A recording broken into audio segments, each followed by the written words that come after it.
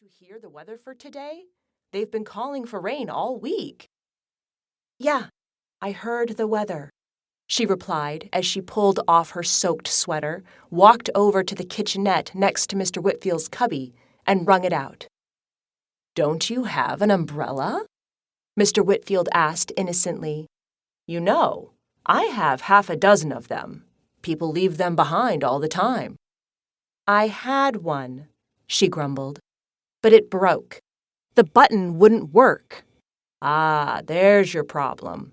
Plastic buttons and flimsy material certainly won't work for you. Now, on your way home, you will take this. Mr. Whitfield hobbled over to his desk and pulled an elegantly carved hook handle from a tall brass canister. It was attached to a long umbrella with silver-tipped ribs and thick vinyl webbing.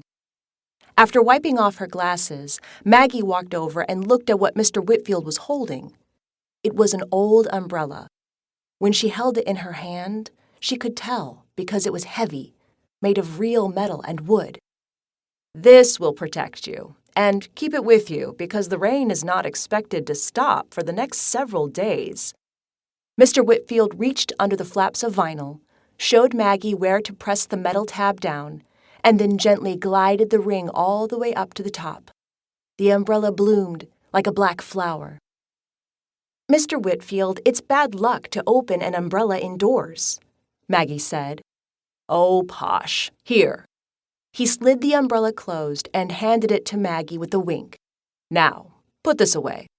What do we have on the agenda for today? You were going to finish my monthly list, Maggie said as she took the umbrella, delicately touching the etched handle and admiring the silver tip. Have you finished all the books I gave you from last month? Mr. Whitfield asked. You know I did. Maggie rolled her eyes as she followed behind him after tucking the umbrella behind the small counter at which she spent most every day. You say that every time you have to give me a new list. Which one was your favorite? Mr. Whitfield asked as he took a seat behind his small desk. It was covered with papers and notes, receipts and bills, rubber bands, sticky pads, and a large stack of used envelopes with stamps he found charming, bound with a piece of red yarn.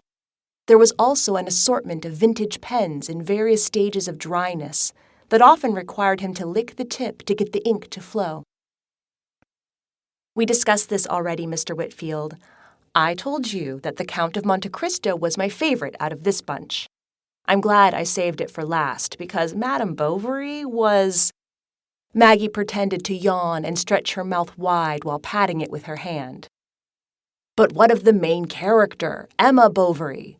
Mr. Whitfield asked as he took a seat and pulled out a sheet of paper. I really didn't care for her, Maggie replied. Just because she wanted love and to be loved? Mr. Whitfield asked. She was a bore and ignorant by choice. Not to mention, no one is going to buy the cow if the milk is free. That isn't a saying that just popped up when I was a kid. She had to know that, too. Maggie joked, and she smiled as Mr. Whitfield laughed. Just then, a sleek black cat crossed in front of Mr. Whitfield's desk and came right up to Maggie, slinking affectionately around her legs. Poe, you agree with me, don't you? Maggie asked the cat as she picked him up. She felt his tail happily whipping against her side as she placed him on Mr. Whitfield's desk. Speaking of which, do you have any plans this evening? A date, perhaps? Mr. Whitfield asked. He searched for a pen, licked the tip, and began to write notes on a pink post-it. Speaking of giving the milk away for free, no, I don't have a date. Are you nuts? Maggie huffed. Everyone I meet, Mr. Whitfield, pales in comparison to you. Oh, posh. Maggie, I worry about you. I'm not going to be around forever. You can't waste your life hanging around an old coot like me, he said as he wrote. I can be myself around you, Mr. Whitfield. No one else in all of Fairhaven wants to talk about books or even reads. It's what I love.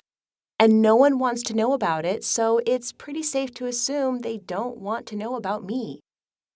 That isn't true. You're just shy. Mr. Whitfield.